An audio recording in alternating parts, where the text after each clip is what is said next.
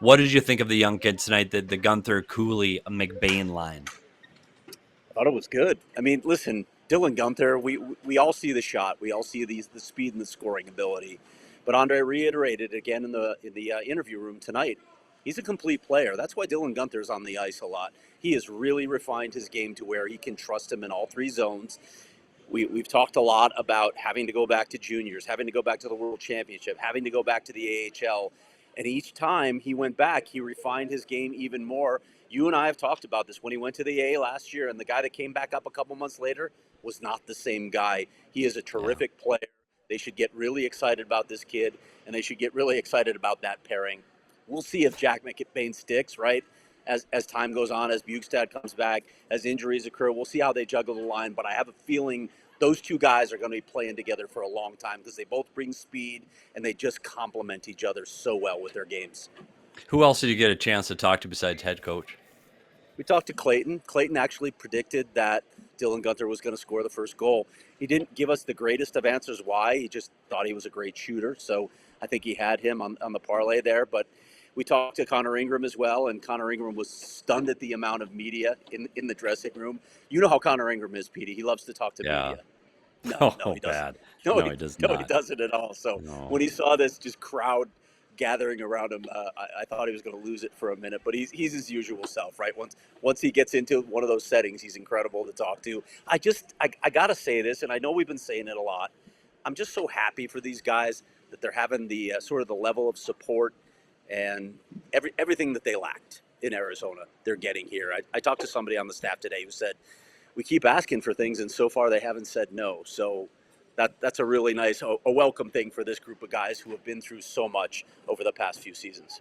Yeah, and I think you could see it. I could think you could see it in the way they played and the way they approached this game today. And you talked about Connor Ingram. Here's a guy that, without Connor Ingram's sharp play, made 24 saves over the last two periods. Like that is going to have to get better, or he is going to have to be amazing night in and night out, like he was last year. He's going to have to be an all-star performer if Yeah. the team's going to win games. They can't play like that in front of Connor Ingram. How was Clayton Keller with the media today? I know now he's the captain. He's the face. Like he has been the face for a few years, but now he's got to do these interviews. Like, good. Yeah, I mean, he was fine. He fielded them all. I'll be honest.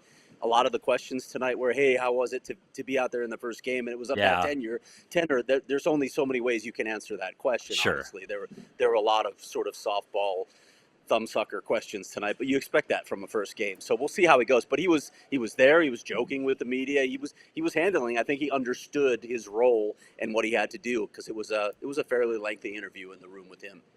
One other play I wanted to ask you about was Josh Doan. He's a guy that didn't get as much ice time as some of the other forwards on this lineup. And you and I talked about it on last week's show. We wondered if he was even going to make the team, or was he going to end up starting the season in Tucson. What did you think of his performance tonight? And did you get a chance to ask Andre about it?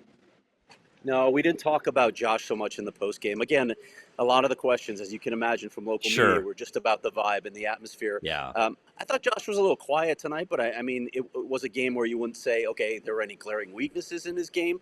I just thought he had a quiet game, a defensive role tonight, a very simple game tonight. I did see him walking in the hallway with Pops, the two Doans together. Talk to them briefly. I am curious how they handle this PD going forward. You and I both Yeah. know. Look, if Nick Bukestad's not back for a few more weeks, there could be another injury up front by then. But if there's not, and you have this full complement of forwards, what do you do? You got to make a decision there on who stays and who goes, and it's not an easy decision. Kaylor Yamamoto was out of the lineup tonight, but I expect him to be back in the lineup. I think they just had to put Liam O'Brien in the lineup tonight because the home crowd is just in love with this guy. But you're going to see Yamamoto get in. He really impressed in the preseason. They're going to have a decision to make at some point soon. Yeah, and I think Carcone's going to get a chance too. He's a guy that can score in this league, Mm-hmm. and he's shown he can score. So you've got when Bukestad gets healthy, you have a complete extra line sitting out of it. You can't do it. Like you can't. There's not that many spots in the roster. Somebody's going to have to go, and we're just curious to see who it is going to be. And I think you're right. I think it's going to be trial by fire. I think guys are going to get in and out of this lineup on this Eastern road trip, and whoever's playing the best over this next 2 or 3 weeks is probably going to stay, and who is not might be the odd man out and heading to Tucson. Yeah. Craig, what do you think about this upcoming road trip? Are there concerns? I know they're going to the island. You got the Rangers, you got the Yeah. Devils.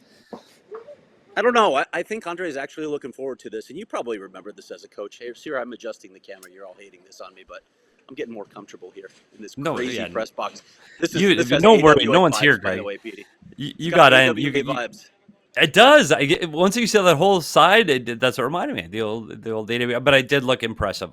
It did look impressive with the fans there, Yeah. the full Um, building. But did you talk to Andre about the road trip? Yeah, we talked to him about it, and he likes the idea of getting out on the road and bonding. It's that old thing that coaches like to get away early and get the group together where they're away from all the distractions of home. And certainly there have been a lot of distractions in Salt Lake City.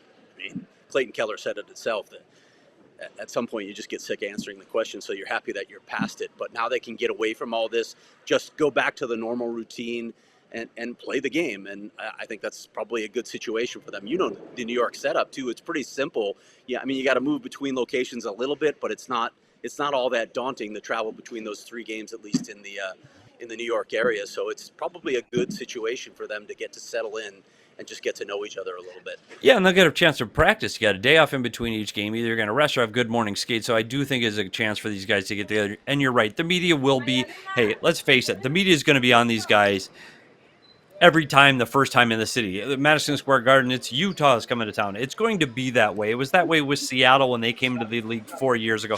Utah's going to face that same excitement over the next few weeks, but that eventually will die down and they can just go play hockey. And I think what you saw from this team tonight, they're young, skilled, their young talent is going to be incredibly exciting. Clayton Keller's young. Like we talk about him as the big veteran. Clayton Keller is a young kid still. This team offensively was really exciting to watch. We all silly like the mayor.